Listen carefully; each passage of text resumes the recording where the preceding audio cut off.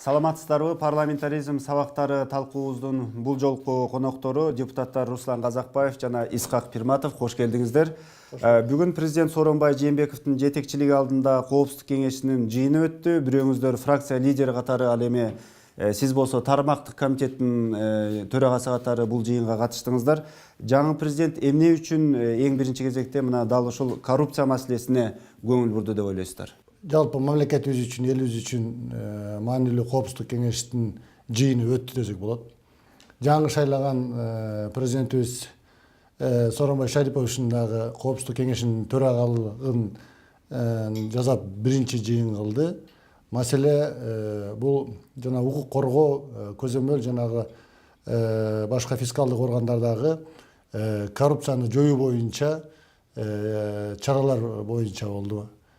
Негизги темасы. Анан эми бул азыркы коррупция азыркы заманбап көйгөй да. Бул коомубуздагы бир илдет, оору да.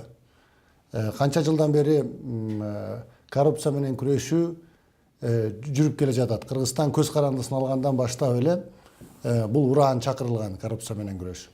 Бирок ар бир жылы ар кандай жыйынтык берип атат. Көптөгөн жыйындарды өткүздүк. Программалар, стратегиялар кабыл алынды, мыйзамдар кабыл алынды. Бирок ошол кандай жыйынтык берип атат? Ошо башка маселе да. Ошо буга чейин деле ошо сиз айтмакчы коррупцияга байланыштуу көп эле жыйындар болбоду беле? А бул азыркы мына ошо жаңы шайланган президенттин ушул маселеге биринчи жолу кайрылып жатканы кандай кабыл алынышы ыктымал коом тарабынан? Мен коом тарабынан бул туура кабыл алат деп ойлойм. Биринчиден бул Сооронбай Шариповичтин баягы эл астында айтылган сөзү да бар болчу. Биринчи маселе бул коррупция маселеси боюнча бул өзгөчө көңүл бурам. Жана биринчи жыйынды дагы Коопсуздук кеңешинде бул коррупция темасы менен баштайбыз депчи.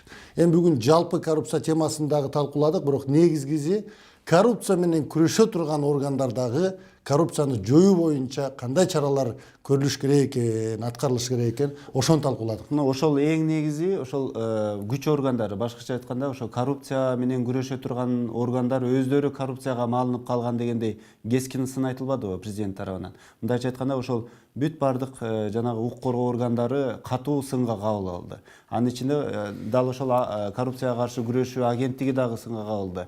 Мунун арты кандай мындай конкреттүү иш-чаралар менен коштолушу мүмкүн сиздин баамыңызда? Мен дагы Руслан Айтбаевичтин сөзүнө кошулам. Сооронбай Шариповичтин президент кызматына киришкенден биринчи Коопсуздук кеңеши дал ушул темага байланыштуу өткөнү дагы өтө маанилүү. Биринчи кезекте биз мына коррупция албетте бардык тармактарда бар да. Билим берүү тармагы болобу, маданият тармагы болобу, транспорт, курулушпу. А бирок ошол коррупция менен күрөшө турган биздин укук коргоо органдардын ичиндеги коррупцияны биринчи ошолордон айрылып туруп, ошол органдардын ичиндеги коррупцияны жоюп, анан кийин иш алып баруу, ошо акцент ошого коюлуп атат да. Мындан ары сиздин сурооңузга жооп, бир топ чечимдер кабыл алынды Коопсуздук кеңеште. Бир топ мыйзам долбоорлорун иштеп чыгуу аткаруу бийлигине дагы, анын ичинде бизге дагы мыйзам чыгаруу органдарга да бир топ тапшырмалар берилди. Конкреттүү мөөнөттөр коюлду. Ошол мөөнөттүн ичинде мен ойлойм конкреттүү мыйзам менен бекитилген иш-чаралар болот. Бирок эми ошол мыйзамга өзгөртүү киргизгенде эле же болбосо президент ошентип катуу айтканда эле коррупциядан жанагы укук коргоо органдары, күч органдары тазаланып калбайт да. Мисалы элде мындай пикир пайда болушу ыктымал да. Мейли го эми тиги жалпы жана сиз айтып аткан тармактардагы коррупция менен ошол күч органдары күрөшсүн. Ошол эле жанагы коррупцияга каршы агенттик күрөшсүн. Бу коррупция менен күрөшө турган органдардагы коррупцияга каршы ким күрөшө алат эми? Президенттин өзүнүн жалгыз күчү жетиш ыктымалбы?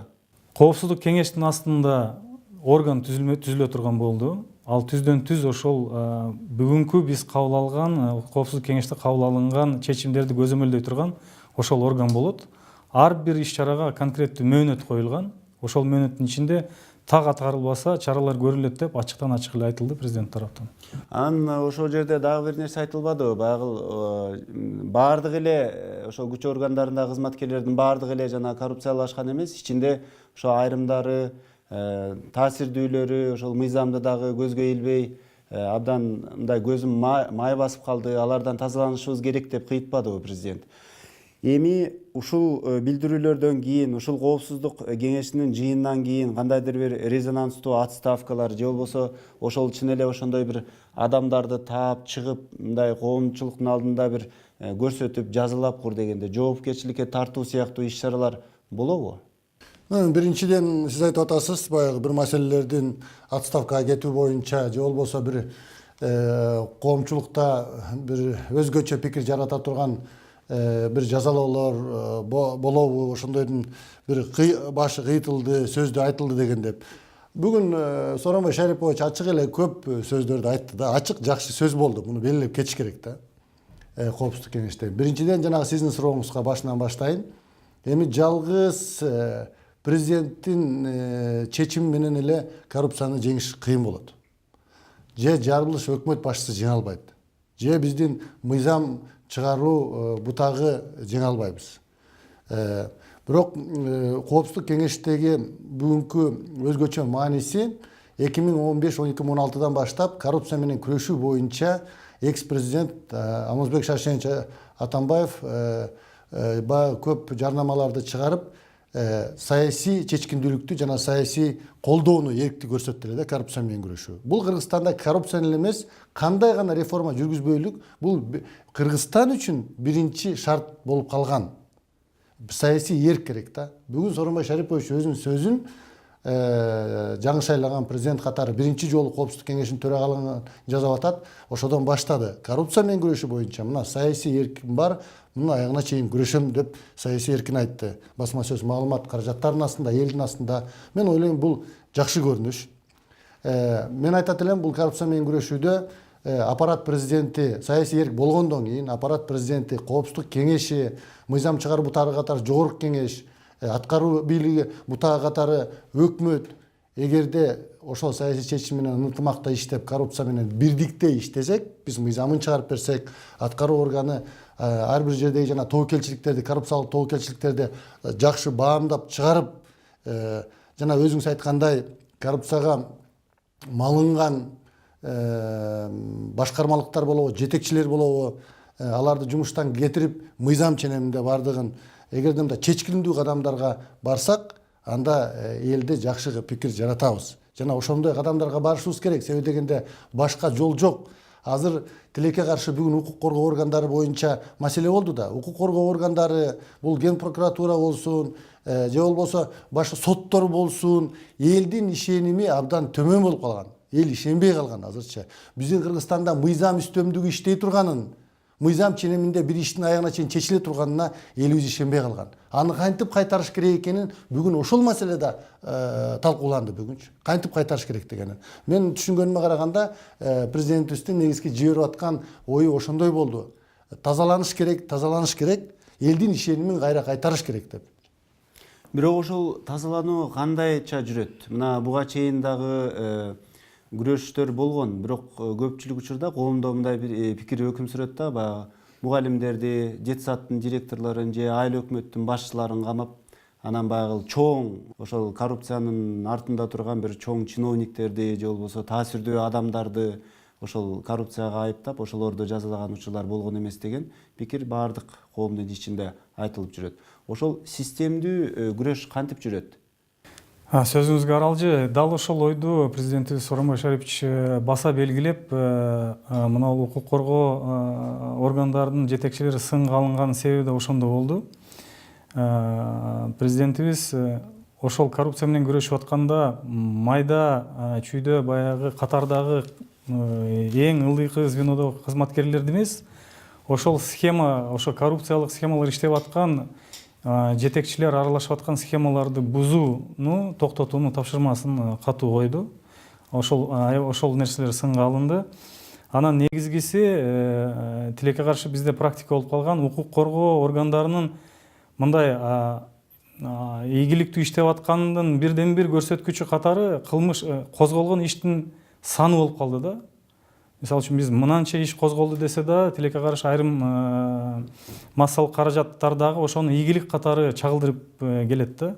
Ошондуктан анын 30%га жетпегени гана сотко жетип атат, статистикага ылайык. Андан да төмөн пайызы мындай өзүнүн логикалык жыйынтыгына жетип, жазасын алып, же болбосо мамлекетке бир кайтарымдар болуп атат. Бүгүн жыйында ошол маалыматтар сиздерге ошол берилди маалыматтар кенен берилди. Жана ошол мен түшүнгөндөй ошол козголгон иштин санына эмес, сапатына көбүрөөк буруп, ошол сотко ийгиликтүү жетип, ошол жерден жазасын алып, эметкен ошол багытка көбүрөөк көңүл бурулду да. Мына жакында сиздердин фракциядагы ушул соттордогу коррупция маселесин карап, аябай маселени бир чоң курч маселелерди козгогонсуздар да. Бирок ушул жерден бир суроо ар дайым туулат да. Мисалы, ошол эле соттор коррупцияга барбаш үчүн алардын зарплатасы, эмгек акысы абдан жогору болуш керек, соттор көз карандысыз болуш керек. Эмгек акы төмөн болгон жерде албетте ал коррупцияны ошол акчанын жетишпегендиги, маянанын адилетсиз болуп аткандыгы коррупцияга түртөт. Бирок ошол эле учурда коррупция болгон жерде экономика да жогорулабайт, маяна да жогорулабайт. Бул баягы бири-бирине чырмалышкан бир маселе болуп турат да Кыргызстанда. Ушул кайсыл жагынан биринчи башташ керек? Биринчи ошол акча, бирөөлөрдөн акча үмүт эткен, алган жана жемкорлукка берилип кеткен адамдарды биздин алар деле биздин атуулдар да, ошол атуулдарга мындай адилеттүү маяна берүүдөн башташ керекпи, же болбосо аларга бир күчтүү жазаларды көрүүдөн башташ керекпи жумушту? Бул сурооңузга мындай деп жооп берет элем. Азыр эми мына 25 жылдан бери коррупция менен күрөшүп келатпайбыкпы?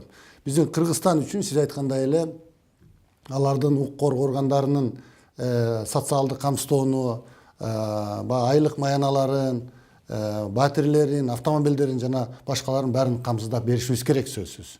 Көтөрүшүбүз керек. Сотторду колоо, укук коргоо органдарды колоо.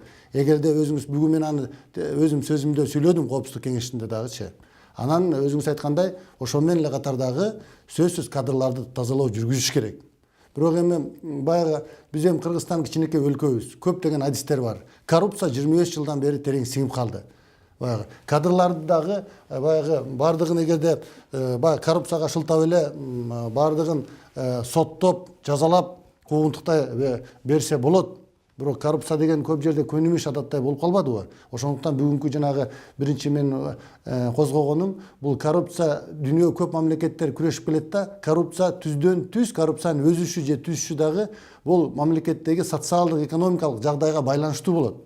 Эгер элдин айлык маанайы мамлекеттик кызматкерлердин айлыгы эгер бийик болсо, үйү болсо, машинеси болсо, жана социалдык камсыздоолор болсо, ошого карата башка жактан чакыруу жасап, коррупция менен күрөшсө болот. Азыр эгер сотторубуз, милицияларыбыз, коопсуздук кызматынын кызматкерлери алган айлыгы 20-25 миң сом болсо, эгер айдаган машинесине өздөрүнүн чөнтөгүнөн бензин куюп атса, эгер батир алабыз, үй алабыз деген оюнда да жок болсо, анда кандай деп ойлойсуз? Ушул айлыкка жанагы минип жүргөн джиптери, же болбосо жанагы алган особняктары алгандарычы, ушул айлык алынды деп ойлойсузбу? Ага эч ким ишенбейт да. Ошол мамлекеттик бюджетти көбөйтүп, айлыкты да көбөйтүш үчүн коррупцияны да кыскартыш керек болуп атпайбы? Ошо кимисин биринчи баштасак? Экөө катар кетиш керек, биз үчүн катар кетиш керек. Азыр эми мен башка айтайын. Коррупцияны бүгүн дагы өзүмдүн сөзүмдө айттым.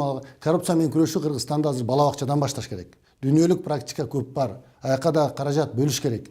Ал бала бакчадагы балдарды тарбиялоодон баштап, андан мектеп жашындагы балдарды, андан кийин жогорку окуу жайларда, ошону менен эгерде биз чыныгы саясий чечим болуп баштасак азыр 5 жыл болобу, 10 жыл болобу көп өзгөртүүгө алып келебиз. Акыркы эле 3 жылда саясий баягы эрк чечкиндүүлүк болгондо бир жылыштар болбодубу? Ооба, баягы коррупция менен күрөшүү Кыргызстанда тандоо болуп атат, выборочно болуп атат депчи, саясий куугунтук болуп атат, жана башка болуп атат деген сөздөр көп болуп атат.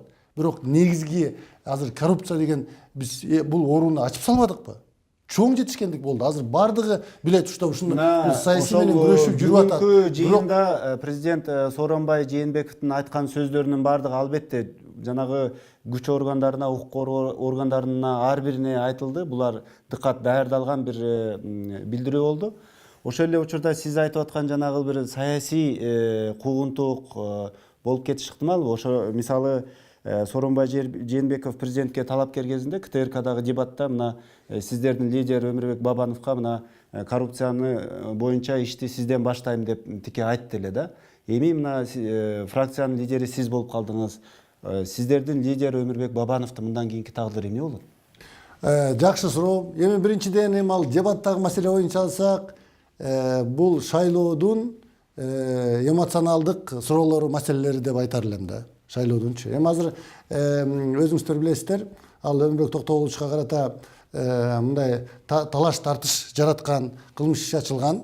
Бул Ош областындагы Онадырдагы баягы көпчүлүгү биздин өзбек жарандар жашаган жердеги сүйлөгөн сөзүнө карата. Эми аны ага киришким келбейт, себеби дегенде тергөө иштери жүрүп атат. Мен ойлойм, Коопсуздук комитети тергөөчүлөр өзүнүн сөзүн айтышат, жыйынтыгын айтышат да. Коррупция боюнча эми Республика Ата журт партиясынын лидери Өмүрбек Токтогулович Бабанов мырзага коррупция боюнча эч кандай маселе жок бүгүнкү күндө. Анан эми жанагындай айтылганы, ал жерде эки талапкер катары экөө тең дебат учурунда бири-бирине ар кандай сөздөр айтылып калды. Эми ал туура эмеспи? Бул дүйнөлүк практикада деле шайлоо учурунда кандай гана сөздөр айтылбайт. Биздин Кыргызстандын деле тарыхында 25 жылдын ичинде кандай гана талапкерлер эмне деген сөздөрдү гана айтылган жок. Бул эми кызуу кандуу айтылып, ошол шайлоо учурунда ошондой болот. Эми ал мен ойлойм, шайлоо бүттү. Өмүрбек Токтогулович Бабанов да өзүнүн сөзүн айтты, элге кайрылуусун жасады. Азыр бизге ынтымак керек, тынчтык керек. Анан алдыга жылыш керек, экономиканы өстүрүш керек, коррупция окшогон илдеттер менен күрөшүш керек. Андан сырткары мына азыркы президент ошо талапкер кезинде Кыргызстанды 35 чоң коррупционерден тазалайм деп айтты эле да. Булар кимдер болушу ыктымал? Эми 35 коррупционер менен деп карап көрүш керек. Эми менин эсимде жок. Баягы 35 маселе бар деп кайрылам дебеди беле ошого. Эми мындай дейм, ал 30 мен дагы эле жанагындай айтар элем, бул шайлоо учурундагы маселелер депчи. Ал эми 35 болушу мүмкүн, 35 эмес 100 болушу мүмкүн. Мүмкүн 100 эмес 10 болушу мүмкүн. Анан эми тилекке каршы коррупция аябай сиңишип кеткен да. Эми ал президент Сооронбай Шариповичтин айтканда да жүйө бар да. Мисалы үчүн сен өмүр бою мамлекеттик кызматта иштеп туруп, андан кийин эле бир күн эле сен бизнесмен, олигарх болуп чыга келсең, мисалы өзүң экс-министр болсоң, экс-депутат болсоң, айырмасы жок, чоң кызматтарды иштеп элечи. Анан бир күн эле Бишкектин ортосунда сен бизнесмен болуп чыга келип эле гостиницаларды, отелдерди, же болбосо чоң компаниялар түзүп эле олигарх болуп чыга келсең, ал эми мисалы Нарында болобу, же Каракулжада болобу, тоо курдаган бир дыйканыбыз 5 жылга соттолуп атса, анда ошондой нерселердин күйгөнүнөн айтылды деп ойлойм, ал убакта талапкер катарычы, Сооронбай Шариповичтанчы. Анан эми ал тизмеде 35 40 эми биз экөөбүз жооп беришке кыйын, мүмкүн ал 100дүр, мүмкүн 10 эледир. Бирок жана мен айткан сөз ал эми ошондой дейм, анын бардыгын эми Кыргызстан кичинекей мамлекет. Бардыгыбыз эмне болуп атканын билебиз. Бүгүн Коопсуздук кеңеште жакшы айтылды, ачык сөз. Мисалы үчүн Коопсуздук кеңештин бүгүнкү жашырын бөлүмү, мага жабык бөлүмү дейикчи, жабык бөлүмү аябай жакты, себеби дегенде ачык сөз болду. Бардыгына эркин сөз берилди. Ойдогонун бардыгын айтылды. Анан мен сизге айтып аткандай, мисалы үчүн Исхак Айтбаевич өзү бизнесмен, иш адамы. Эми бул киши эмне жасаса, эмне курса жарашат. Анан өмүр бою мамлекеттик кызматта иштеп туруп эле, анан бир күн олигарх чыга койсоң, мен ойлойм, Сооронбай Шариповичтин ошо дебатта айтылган сөздү ошолорго катар айтылды окшойт, жана көп иштердин ачылат окшойт деген үмүттөбүз. Мына жогорку кеңеш, анын ичинде мына Исхак мырза сиз жетектеген тармактык комитет ушул коррупция маселесине, укук коргоо органдарынын маселесине ар дайым кайрылып жүрөсүздөр. Ушул депутаттар, жогорку кеңеш, тармактык комитет президентке мындан ары ушул коррупция менен каршы күрөшүүдө кандай көмөк көрсөтө алат? Сурооңузга рахмат. Албетте биз кош колдогонго эми биздин колубуздан түздөн түз өзүбүздүн милдетибизди, депутаттык милдетибизди аткарып, ушул багытта жакшы сапаттуу мыйзамдарды кабыл алып берүү менен гана жардам бере алабыз. Өкмөт тараптан келген мыйзам долбоорлорду тез арада кабыл алып берип, өзүбүз дагы демилгелеп ушул багыттагы мыйзамдарды. Мен мисал катары айткым келет, биздин бир бул фракциябыз былтыр ноябрь айында ушул багытта фракциядан биз талкуулап, биздин депутаттар демилгелеп, кылмыш жаза кодексине 321 беренесине өзгөртүүлөрдү киргизгенбиз. Бул ошол ишкерлерге, ошол бүгүнкү коопсуздук кеңеште Сооронбай Шарипович көтөргөн маселе ошо ишкерлерге биздин салыктарды убагында төлөп жүргөн мындай мыйзамды сыйлаган ишкерлерге бөгөт тоскоолдук жаратып аткан укук коргоо ошо тергөөчүлөргө чара көрүү боюнча ошондой жоопкерчилигин көтөрө турган мыйзамдарды иштеп чыкканбыз. Бүгүнкү күндө дагы ошо окшогон мыйзамдарды иштеп сунуштаганы жатабыз. Мен ойлойм ушундай аткаруу жана мыйзам чыгаруу бийлик бутактары эгерде тыгыз иш алып барса, мыйзамды кабыл алыш бул бир маселе. Бирок ошол мыйзамдын иштешинде сөз болуп атат да. Мисалы үчүн бүгүнкү күндө деле мисалы үчүн тергөөчүнүн жоопкерчилигин караган мыйзамсыз иш козгоо деген кылмыш кодексинде жаза бар. Бирок тилекке каршы ал иштебей келет. Чында эле ошол көпчүлүк учурда жогорку кеңештин ичинде дагы мына депутаттар, ошол комитеттердеги талкууларда көп айтылган маселе бул да. Кыргызстанда ошол жакшы мыйзамдар бар. Эгер ошолорду туура эле баардыгын кабыл алынгандай аткарыла турган болсо, анда баардык маселеден чыгабыз делет да. Ошол коррупцияга каршы күрөшүүдө дагы Кыргызстандагы ошол азыркы буга чейин кабыл алынган мыйзамдар жетиштүүбү же дагы оңдоп түзөө, жаңы мыйзамдарды кабыл алуу муктаждыгы чын эле барбы? Муктаждык дайыма бар. Орустардын жакшы сөзү бар, совершенству нет предела дегендей. Бири-бирине дал келбеген кээде учурлар болуп калат да. Мисалы үчүн бир мыйзамды кабыл алып атканда башка бөлөк укуктук жана эмдик акттарга дал келбей калып, ошондон улам иштебей калган учурлар да болот. Ошолорду бири-бирине дал келтирүү процедураларын тездетип мындай иреттесек, жеңилирээк кетет да жумуш. Бул жерден Иса Айтбаевич менен биртке оюм дал келишпейт. Эми мыйзамдарга дагы мукташтык бар деп атпайбы? Бүгүнкү күнгө чейин коррупция боюнча күрөшүү үчүн эгер мыйзамдар керек болсо, мыйзамдар, стратегиялар, программалар бардыгы жетиштүү да биздечи. Биз ансыз деле шунчалык мыйзамдарды көп алып атабыз. Батыш өлкөлөрүндө бир жылда аябай эле талдап, ийгиликтеп отурушуп, талашып, тартышып отуруп, бир 30-50 мыйзам алынат өнүккөн мамлекеттерде. Кичинекей болобу, чоң болобу. Биз болсо жүздөгөн мыйзамдарга өзгөрүү киргизебиз жылыначы. Жаңы мыйзамдарды да кошкондо дагычы. Коррупция үчүн бүгүнкүгө чейин күрөшкөнгө мыйзамдар жетиштүү. Бир ойчулдардын жакшы сөзү бар. Жакшы жетекчи жаман мыйзамды ийгиликтүү кылып, ал ийгиликке жетет, жакшы кылат дейт. Жаман жетекчи жакшы мыйзамды жараксыз жасап, анан кийин дагы жакшы мыйзам талап кылат дейт. Ошонусу кандай мыйзамдар жетиштүү. Мисалы үчүн бир жөн эле бир азыр акыркы убакта бир материалдык жанагы социалдык камсыздоо боюнча сөз болуп атат, укук коргоо органдарын улуттук коопсуздук кызматынын ичинде болуп аткан жана материалдык камсыздоо боюнча азыр көп сөз болуп атпайбы? Кызматкерлер келип бизге айтып калат да азырчы. Акыркы жылдары, акыркы 3 жылы, 2-3 жылдын ичинде го дейм, так мөөнөтүн билбейт экем. Үйлөр курулуп, баардык кезекте тургандар киргизилип, батирлергечи. Айлык мааналары көтөрүлүп, ушундай жардам болуп, мындай деми көтөрүлүп калдыч да кызматкерлердинчи. Анда мисалы үчүн мурункудай болуп деле акыркы жылдагы эми ал тиги коопсуздук кеңешинин төрагасы Абдил Сегизбаев мырза деле мыйзамдар болбойт, тигил мыйзам менен дал келишпейт деп отура берсе болмок. Чыгынып иштей баштады, мына көп жыйынтыктар көрүнүп турат да. Мыйзамдар менен программалар, стратегиялар бизде жетиштүү. Негизги иштешибиз керек. Ар ким өз жеринде ыйманы менен ар намысын иштеш керек. Жакшы жетекчи, жаман жетекчи жөнүндө айтып калбадыңызбы? Анда демек азыр ушул коррупцияга каршы күрөш кимге байланыштуу болуп турат? Ошол президенттин саясий эркине байланыштуу болуп турабы же жогорку кеңеш дагы бул жерде кандайдыр бир роль ойношу керекпи? Ар кимибизге байланыштуу. Президенттен баштап ар бир жараныбызга байланыштуу да. Бул комплекстүү маселе коррупция менен күрөшүү дегенде. Күрөшүүчү.